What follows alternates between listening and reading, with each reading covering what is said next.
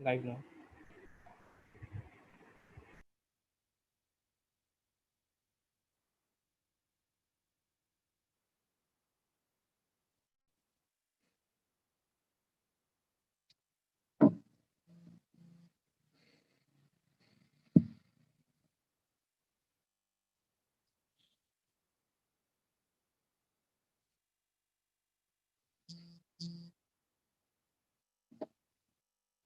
Hi, hello everyone.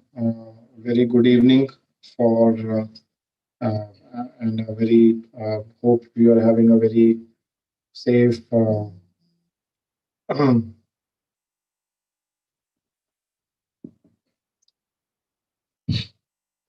Hope you are having a safe one in this pandemic times, and wish all of you a very healthy and a happy life. Uh, so we are in here on our 14th session now, 14th chapter of Bhagavad Gita. So we have covered 13 till now. We started with the first chapter, which was about Arjuna's confusion, and we went as to how he took the guidance from Krishna, and then Krishna goes on explaining about uh, the activities, how one can perfectly execute any activity, which comes by focus, which comes by not worrying too much about results, but actually focusing about the activity itself, and then understanding that this the controllership of the activity or the beneficiary of whatever activities which we are doing ultimately is no is to be given to the owner, who is Lord himself. And then with devotion we keep on executing those activities, so we move from karma yoga to gyan yoga and then to bhakti yoga. And then Krishna goes on expanding on Bhakti Yoga, that why one has to be devoted, what it means to actually become his devotee. So then, more than a business relationship between us and God, it transforms into a very loving relationship between us. Like, no, I mean, it's like a relationship between you and a vendor. And let's say that vendor is your uncle or like a very close one, like an elder brother or something like that. So then, though he's businessman for others, but then I mean, there is definitely a very personal relationship with one, with with the person himself who strikes that relationship. So so that's how it happens in case of God. Usually, people approach him for getting something. So I mean, we always have a wish list. We see that now we go to temple, and now we have a wish list. Okay, this one, add to cart, add to cart, add to cart. And now we have our cart ready, wish list ready, and then proceed with the order. But actually, relationship with God is much beyond it. I mean, it's just like this, that no we it's good to go to God to ask something, that definitely is there. uh, but we have to understand that he is sitting inside our heart, and he is conscious of our all desires.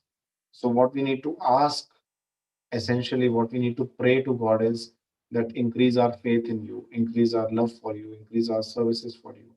So that is the most important thing to be prayed to God. And in this way, Krishna goes on explaining about this relationship. He also introduced chanting the Hare Krishna Mahamantra is the uh, best means of uh, establishing this connection, the relationship which we are just discussing, that loving relationship with the God. It will come by just chanting of Hare Krishna Mahamantra. Why? Because Hare Krishna Mahamantra is going to clean, just like no mantra. Mantra means one who delivers the mind, okay, from the misgivings, from the ignorance, from the darkness. So this mantra basically delivers the mind of all the misgivings. It cleans the mind by just like we go under a shower. And the shower is actually it delivers our body from the dirt. I mean, dirt is being removed and all those things. Similarly, this mantra purifies our mind from all the dirt, and then naturally, in our clean, pure state, it's very natural for us to have that loving relationship with God, because it's not something. Because please remember, the basic concept is that we are soul and we are part and parcel of God. So that relationship is never uh, something artificial or something like that, but just that when the part is a part of the machine, let's say, is out there on the ground, so one has to pick up and just position it. Once it is positioned in the area where it belonged to, and then one just tightens it and then good to go. So it is very natural for the machine, it's very natural for the part.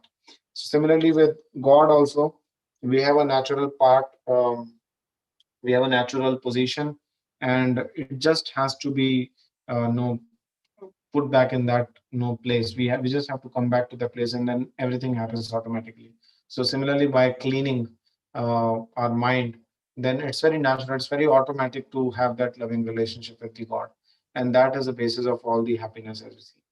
So that was about uh,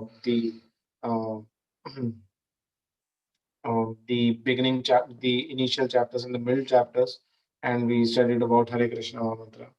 And today's chapter is very special. Today's chapter is no is named as trap. So there's a very increasingly there is a mm, um, what to say, a growing revolution about freedom. Okay, everybody wants freedom. Okay, even media, everybody wants freedom, and people want freedom, and the youth, they want freedom. So everybody's talking very clearly about freedom. So freedom in having relationships the way you want, freedom in executing living the way you want to live your life, freedom of expression, freedom of speech, freedom of dressing, freedom of relationships, freedom of so many things. So there is a very strong current of having freedom in these days. But we have to understand that this freedom which we are talking about is no freedom actually. We are constrained all the more. We are limited all. We are shackled all the more. So the what are those shackles is being discussed in this chapter of Bhagavad Gita, and we can realize also before even we speak about Bhagavad Gita, we can say that no. I mean, let's say this coronavirus pandemic time. I mean, people can say we are free, but we're locked down. Okay, so we can see a small virus can put us put challenge on our freedom, what to talk of God himself. Okay, so we have to appreciate that no, we are very dependent, we are very dependent. I think the first point of freedom is that no, we recognize our true position. Okay, so that is where freedom will actually begin. The fact that we start that we are not dependent on it, we are independent, we can do whatever we want, is a sign of foolishness actually. So there is no freedom in that. So real freedom is to recognize our true position uh, with respect to God, with respect to nature, with respect to other living beings, with respect to our known ones, so on and so forth. Now, this chapter specifically talks about trap. Okay, so what if we really understand this chapter, we'll understand what is the freedom which we usually look for, how it is being achieved. Okay, so what is that freedom which actually is freedom? Okay, and this chapter is therefore termed as trap, but the title of this chapter is Three Modes of Nature. Okay, so uh, in this three modes of nature, this chapter, there are almost like 27 verses in this chapter, and we have um, this T stands for three modes. Okay, R stands for race for prominence. A stands for actions in the modes. P stands for pure life. Okay. Three modes: race for prominence, actions in the modes, and P is pure life. Now, what are these three modes? These three modes are, we must have heard this several times in some, no, there are some restaurants also with that name, Sattvam and all like that. Okay. So these three modes are called Sattvagun, Rajogun, and Tamogun. These are the three modes. Sattvagun means uh, mode of goodness. Rajogun means mode of passion. And Tamogun means mode of ignorance. These are the three modes of nature. Okay. So the nature we are living in, the material nature which we see around, they come in these three flavors. Okay. Sattogun, Rajogun, Tamogun. Anything we see, anything we hear, anything we taste, anything we touch, anything we smell, anything which we are interacting with is actually in either of these three modes. Either it is in Sattogun, what we are seeing, or it may be in Rajogun or Tamogun. Similarly, what we see, what we eat, that may be in Sattogun, Rajogun, Tamogun. Anything what we may touch, it may be in Sattogun, Rajogun, or Tamogun. Okay. So like this, anything what we are seeing around us is in either of these three modes. Okay.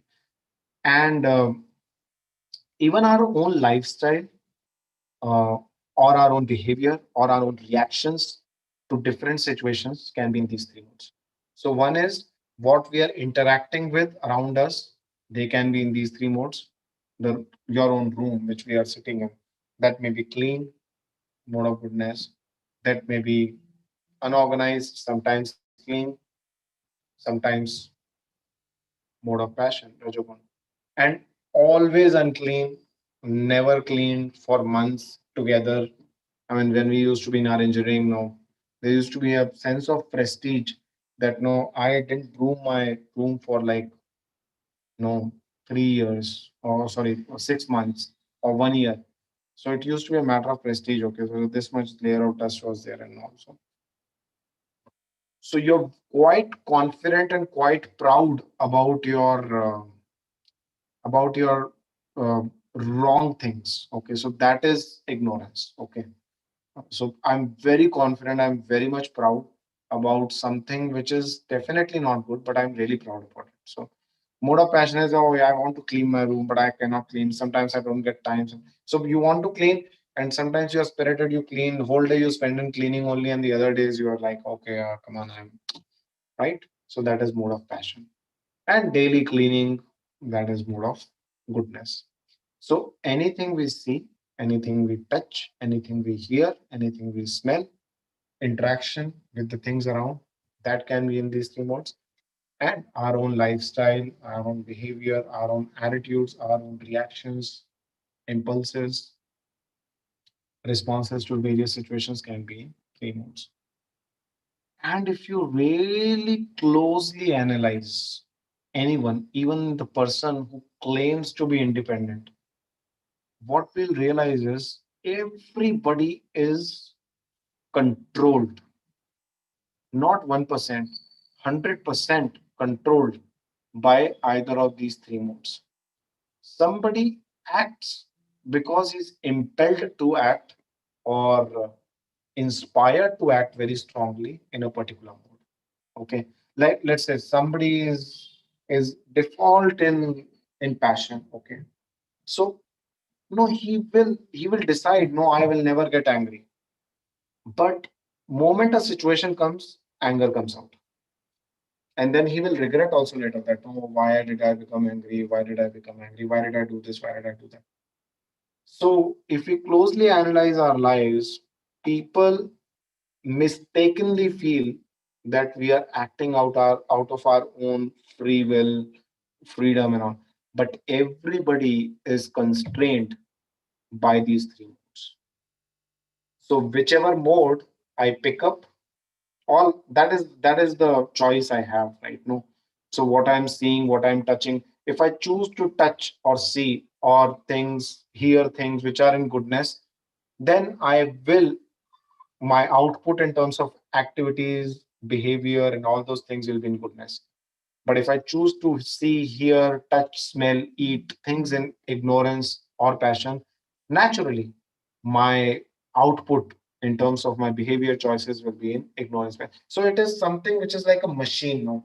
So if it is a sugarcane machine, you put a cane inside, you get the juice outside. Okay, so there's nothing, it's not that, okay, by chance, probably, if I put sugarcane, then I'll get a mango shake. No, nothing like that. Mango, and then I'll get a sugarcane juice. No, whatever we take inside, the same kind of thing comes out good in, good out, garbage in, garbage out. So like that.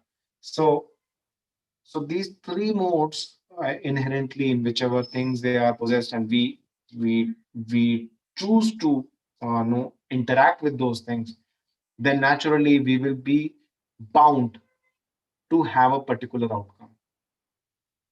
We will be bound. Okay, so that's the way we are controlled. The only freedom we have is that we can choose which mode to interact with. Okay, so if I'm seeing, touching, hearing, and also all the interaction which I just told. So when we choose to interact with a higher mode, then in all possibilities, our output, our outcomes in future will improve and will be better. But if I choose to interact with things which are in passion or ignorance, high likelihood, obviously it will be. It's just a chemical. It's like a reaction. It's like science. Uh, I will have the similar kind of outcomes. So this is the trap we are in. The trap that if you choose this, it's just like no, there's a movie called Matrix, right, which came long back.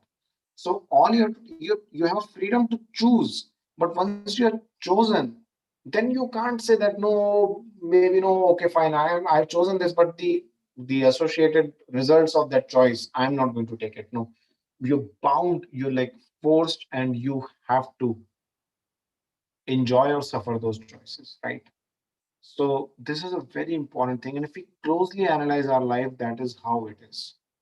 You associate with things like drugs and all, you eventually have an outcome which is deplorable, which is very bad, which is very, very difficult. Okay, which is very, very unfortunate. Okay.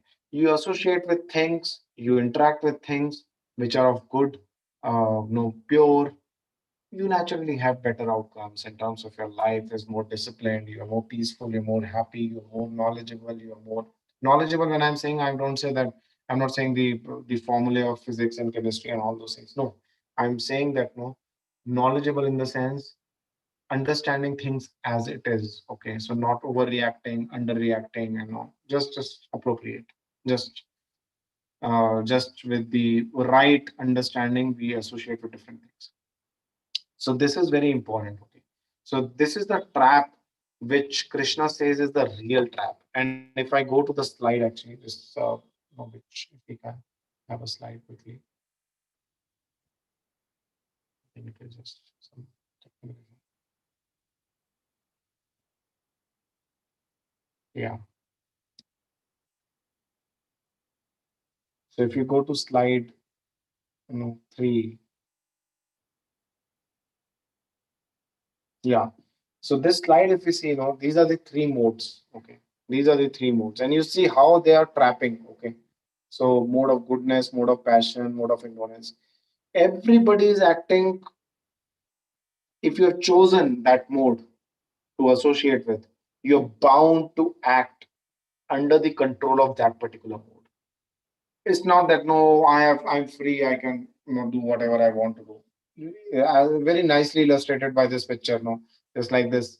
No, just like no, we have the puppet show, right? So the puppet show is happening right now.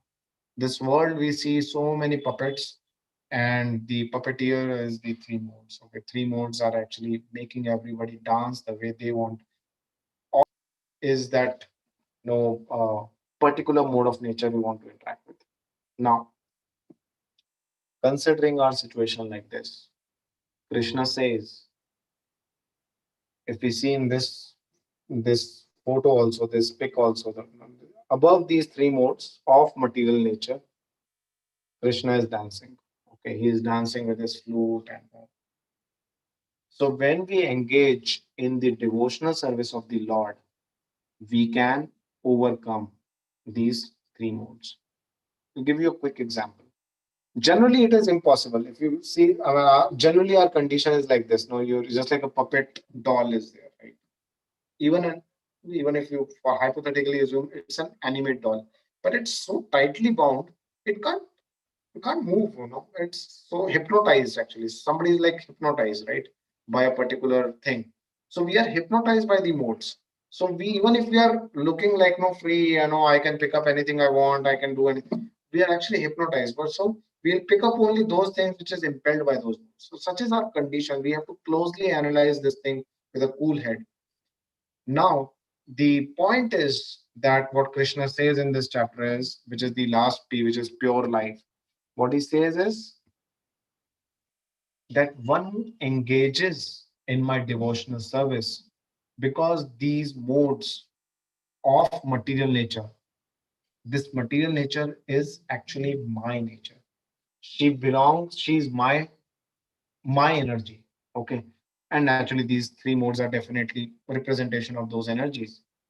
So one who engages in his service, automatically this trap, which one is in, uncomfortable trap, and we can go back to the normal mode of presentation now. We don't have to see the uh, this slide now. So one will actually come above the control of these three modes of nature. Okay, so this is the beauty of devotional service. So one can say, "Oh, I'll remain good in my life. I don't need God. Okay, I don't need God. I can just be good. Do good to others."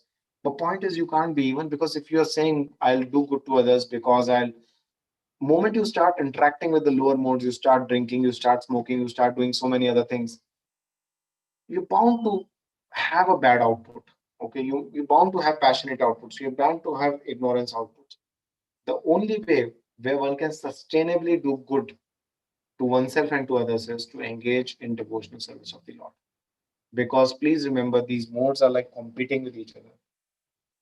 We are puppets and all the three modes, they have their strings ready. So if I choose not this mode, then automatically that mode will start us pulling us from our ear, eyes, and all those things. Okay. So this is the trap. The trap of this world is the trap of the three modes of material nature, which is mode of ignorance, mode of goodness, and mode of passion. And the only way to come out of this trap is actually by engaging oneself in the devotional service of Lord, which Lord Krishna says in this chapter towards the end, 14.26, where he says that no, when one fully engages himself in my devotional service, he's freed from the impact of these three modes and he transcends these three modes to be situated in the spiritual status of life. So, point is, a very important point to be noted over here is, we cannot at any given point of time claim that we are completely independent. It's a foolish thought. Just like a citizen in the city can never say that I'm independent. I am under no one's laws. Okay. Because if you claim to be so and you do whatever you want, there is police, okay, which will catch you and put you in the. And when you are not, so inherently, either you have to follow the laws of the jail or you have to follow the laws when you, if you really want to be outside jail, you have to follow the laws of state. So similarly, we have two choices, and there's no third one. The two choices is, one is that we continue to get implicated by the three modes of material nature and remain in this trap, and the second choice is we choose not to be controlled by the modes by voluntarily getting controlled by the Lord through the devotional service rendered unto him. What is better? Is the control of the government better or the control of jail better? I mean, of course, jail, they give sticks and they beat you like anything, third degree, fourth degree, fifth degree, whatever it is there. But if just simply somebody accepts to be good and in good faith tries to follow God and his laws, scriptures, and all those things and engages in his devotional service, where's the problem? Okay. And then one actually experiences freedom. Here, there is no freedom.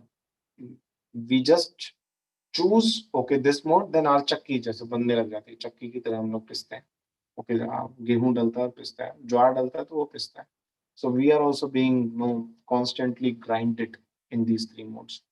So we have to understand our situation by peacefully thinking, by thoughtfully considering our situation, and read Bhagavad Gita. Here is Bhagavad Gita. Please read Bhagavad Gita. regularly and engage in the devotional service of the Lord by chanting Hare Krishna Mahamantra. Hare Krishna, Hare Krishna, Krishna Krishna, Hare Hare, Hare Rama, Hare Rama, Ram Ram, Hare Hare. By doing this, one will be freed from the trap of these three modes of material nature and one can experience spiritual freedom. Thank you very much. Hare Krishna. So, are there any questions? No questions. So, we will leave. Please join our WhatsApp group and please join our subscribe to our channel and share this wisdom with others. And Bhagavad Gita is should be our daily companion. Please stick to this companion of life and enjoy life the way Krishna wants us to enjoy. Thank you so much.